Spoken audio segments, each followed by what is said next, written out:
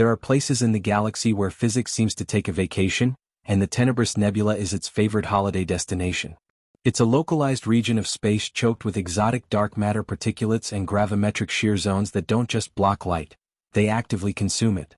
You shine a standard lumen torch into the Tenebrous, and the beam dies after 3 meters, the photons sucked into the void like water down a drain. Sensors are useless. Radar bounces back static, LiDAR is absorbed, and thermal imaging just shows a uniform wall of absolute zero. The Federation calls it a navigation hazard class Alpha. The scavengers call it the blind man's coffin.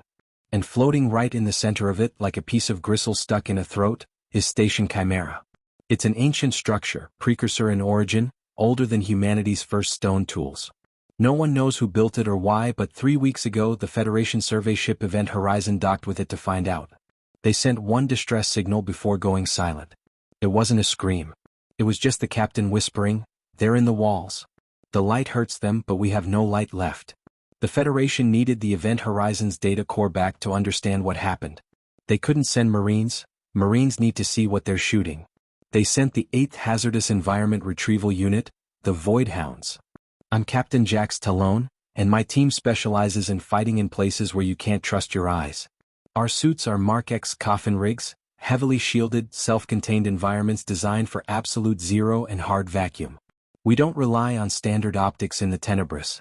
We use haptic sonar systems woven into our suits that translate sound vibrations into physical taps on our skin, giving us a rough 360-degree picture of the space around us without needing light. We look like deep-sea divers outfitted for a war on Pluto.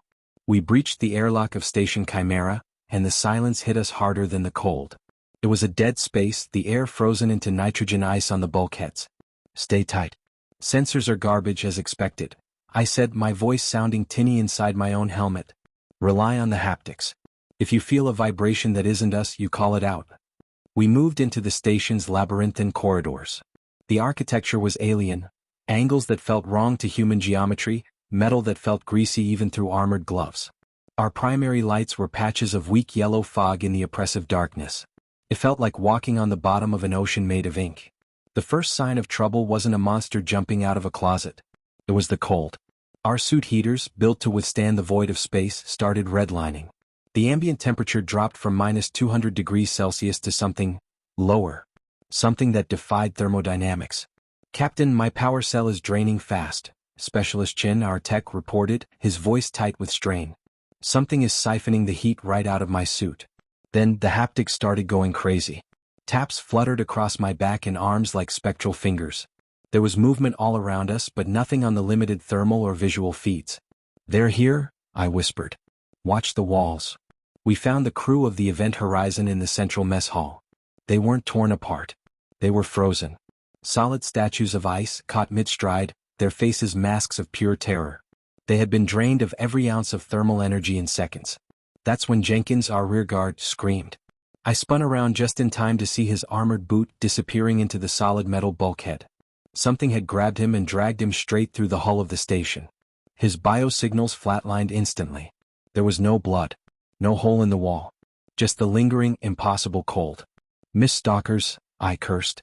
They were entities composed of semi-coherent dark matter and exotic gas, native to the nebula. They were intangible, able to phase through solid matter like smoke through a screen door. They hunted by latching onto complex energy signatures, like living nervous systems or suit reactors, and draining them dry. You couldn't shoot them with bullets, kinetic rounds passed right through them. You couldn't hide from them, walls meant nothing. The panic started to set in among the squad. How do you fight a ghost in the dark? Stow the kinetics. I roared over the comms, snapping them back to reality. Switch to the specialized loadouts. They don't like light? Fine. We're going to give them a sunburn they'll never forget. We deployed the sun bleach flares. These weren't normal flares. They were magnesium core devices laced with heavy isotopes designed to burn in the ultraviolet and X-ray spectrums. The Tenebrous Nebula absorbed visible light, but UV cut through it like a knife. I popped the first flare. The corridor exploded in a blinding, harsh purple-white light that felt agonizing to look at even with polarized visors. The effect was instantaneous. The shadows writhed. Suddenly the empty air was filled with them. The Mist-Stalkers were unveiled, swirling, translucent horrors of smoky energy, humanoid but elongated, with gaping maws that seemed to inhale the very space around them. The UV light reacted with their dark matter structure, causing them to boil and lose cohesion. They shrieked, a sound not of air but of psychic static that made our nosebleeds start. "Light 'em up!"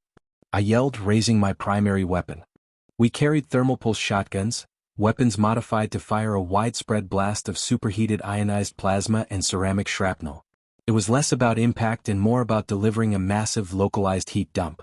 I fired at the nearest stalker. The plasma blast hit the swirling entity and it didn't pass through. The intense heat disrupted its electromagnetic cohesion. The creature seemed to shatter, dissolving into harmless wisps of gas with a final agonizing shriek. The hunt was on. We moved toward the data core, dropping UV flares every 50 meters, creating islands of searing light in the ocean of darkness. The stalkers swarmed us, pouring out of the ceilings and floors, trying to drag us into the cold structure of the station. We fought back with fire and ultraviolet fury. Chen worked on extracting the data core while the rest of us formed a defensive ring, turning the engineering bay into a strobe light nightmare of purple flashes and orange plasma bursts. It was chaotic, visceral close-quarters combat against an enemy you could only half see. When Chen secured the core, we didn't walk out, we ran. We fought a running retreat back to the airlock, blowing every remaining UV flare we had to keep the horde at bay. We dove into our shuttle, and I hit the emergency undock sequence, blowing the station's airlock bolts explosively. The sudden decompression vented the remaining atmosphere, scattering the pursuing stalkers into the void. As we burned away from Station Chimera, watching it disappear back into the suffocating darkness of the nebula, I looked at the data core. We had lost good people to ghosts in the dark. But we had proven something. Humanity doesn't fear the dark. When we find a place where the light doesn't work, we don't turn back. We invent a new kind of light. We bring our own fire, uglier and hotter than anything nature intended, and we burn the shadows away until we get what we came for. The Mist-Stalkers might rule the tenebrous nebula, but they learned today that even ghosts can burn if you bring the right kind of matches. This has been Apex Sci-Fi. If you can't see it, burn it until you can. If you enjoyed this hunt against the ghosts in the machine, smash that like button. Comment below. What's your strategy for fighting an enemy that can walk through walls? Subscribe for the next story in the Feral Frontier saga, the high-gravity grinder. The nebula is dark. The light is ours.